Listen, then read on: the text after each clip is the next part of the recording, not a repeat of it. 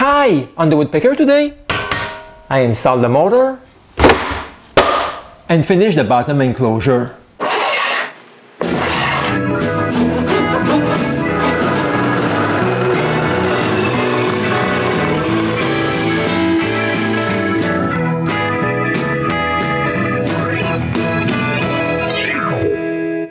At the end of my last episode, I was ready to install my big motor. But it was only at that moment that I realized that it's so big it doesn't fit on the base.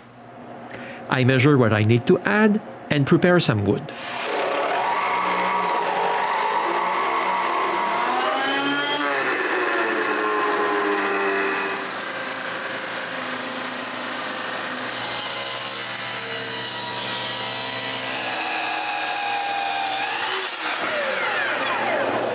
The back is easy enough, but I also have to add wood on the left. This is trickier because of the end grain. I drilled 3 mortises and add a piece of maple there. But looking at this now, I hope I won't have any trouble later. While the glue dries, I can drill the screw holes for the triangular block. Then I can use it to mark the position of its screws on the frame and pre-drill them.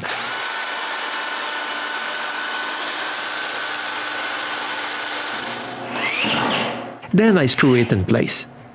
Now that the glue is dry, I can put the motor where it needs to go.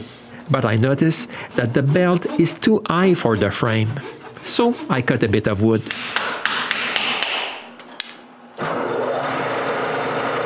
Finally, it's working.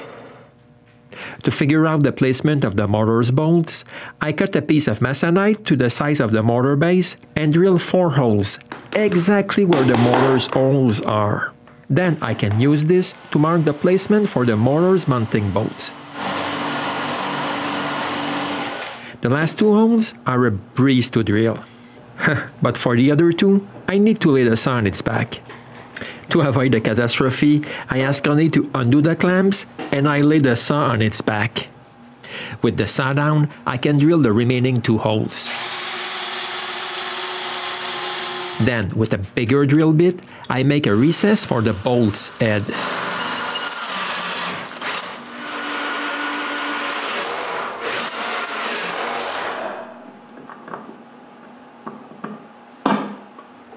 After putting the bolts in place, we put it back on its feet. And then I can put the motor in place. Perfect! But before I can start to work on the bottom part of the enclosure, I need to cut the top to the right length. So after marking what I need to cut, I cut it.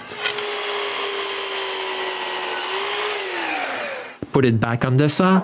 And now I can make the piece that will hold the bottom door's hinge. After cutting a piece of maple, I mark what I still need to remove to join the top of the frame to the bottom. And I cut it.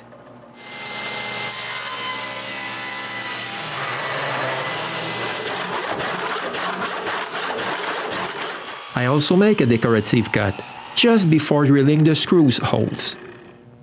I put that back on the saw, mark the screws placement, and screw it in place.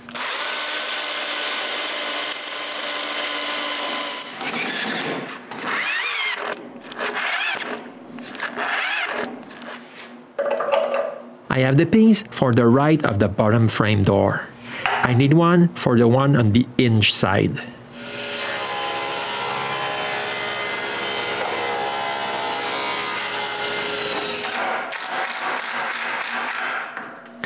The door is taking shape, but it will be more practical with a piece of plywood.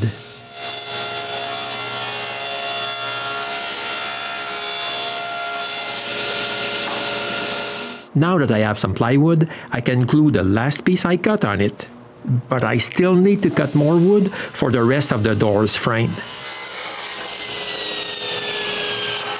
I don't need full-length pieces, because they will get cut anyway to clear the trunnion, so the door can close.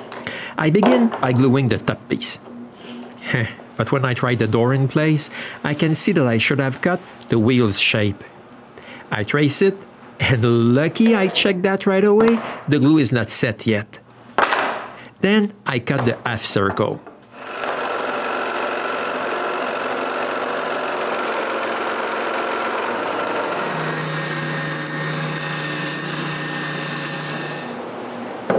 Before regluing it in place, I check if it's okay, and since it is, I glue it while the door is still on its hinge.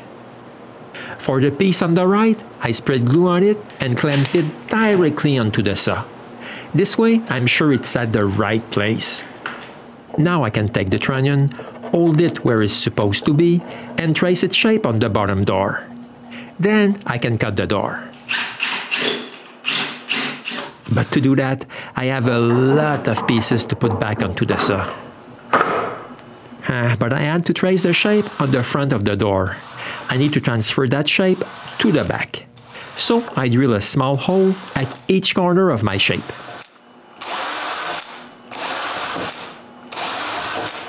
Then on the other side, I literally connect the dots.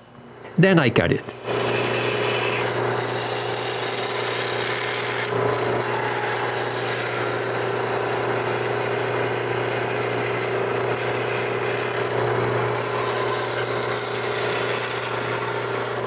I still have one more piece to glue in place.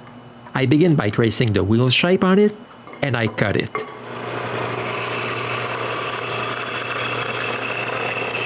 One thing for sure, cutting this with my new bandsaw is much easier than with the scroll saw. This will be perfect. The door also. Now I can glue the last piece of the door.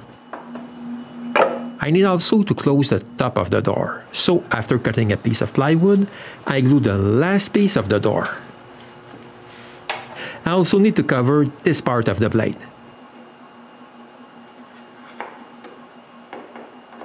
Now that the glue on the bottom door is dry, I remove it again and plane the plywood flush to the maple.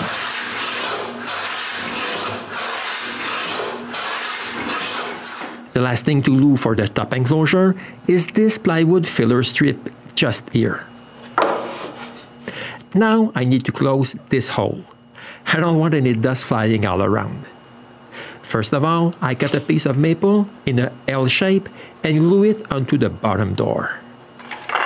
While the glue dries, I'm going to start to work on the mortar's pulley enclosure. I begin by cutting a piece of maple to join the corner of the frame to the base. This will be perfect. But the pulley is in the way. I need to remove some wood.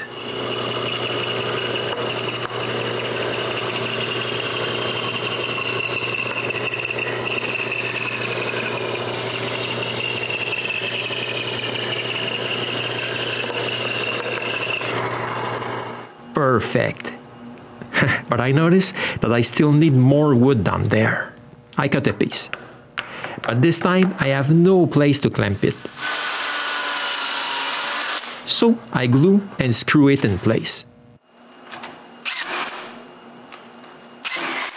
Okay, now I can drill and screw this nice piece of wood.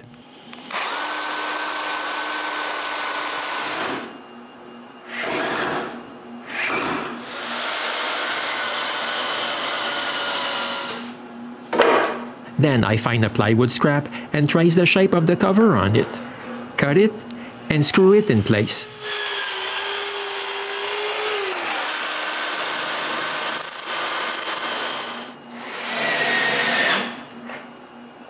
The back is a little bit more involving.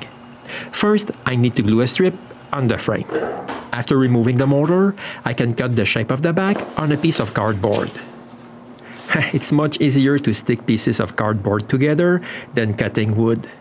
And then I can use this pattern to trace a piece of plywood just before cutting it to size.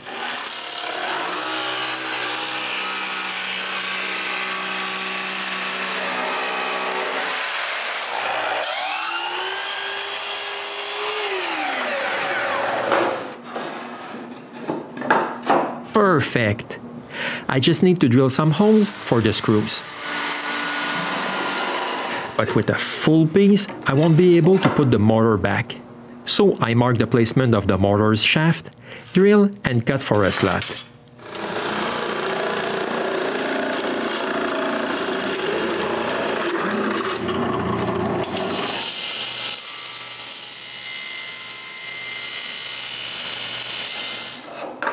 Perfect again. I just need to drill more pallet holes to keep this in place.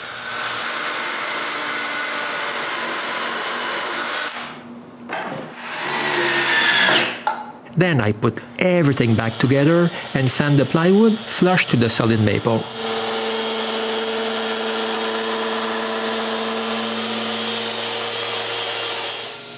I can finally return to the bottom door's hole. I begin by cutting a thin piece of plywood to cover the hole in the door.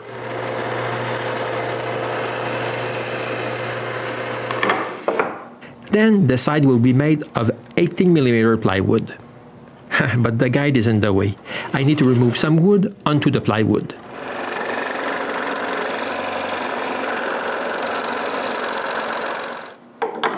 Now I glue a piece of wood on the side of the thin piece, and also a big one on the plywood. While the glue dries, I'm going to close the back of the bottom wheel. I begin by gluing a strip there. I clamp one end, but for the other one, I had to be creative.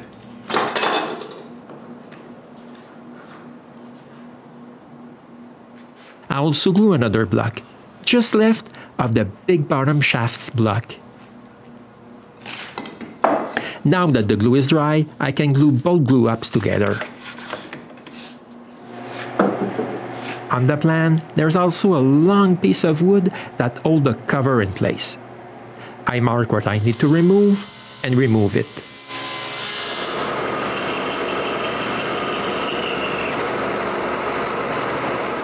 After tracing where it needs to go, I glue it in place. I also need to close this with plywood.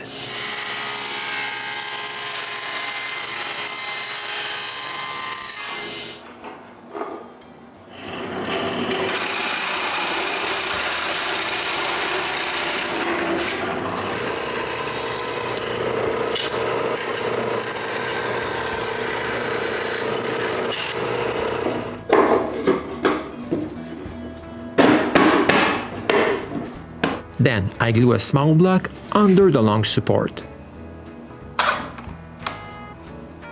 But my long support is wider than the block I've just glued. So I trace a nice curve and cut a piece of it.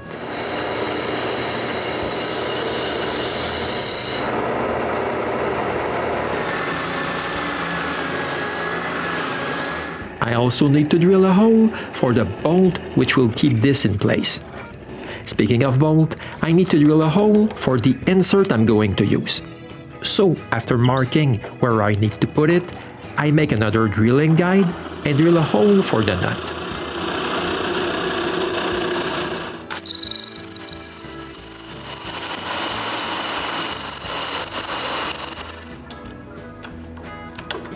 Perfect! My saw is almost finished. If you want to see it all completed, just come back for the next episode of the Woodpecker.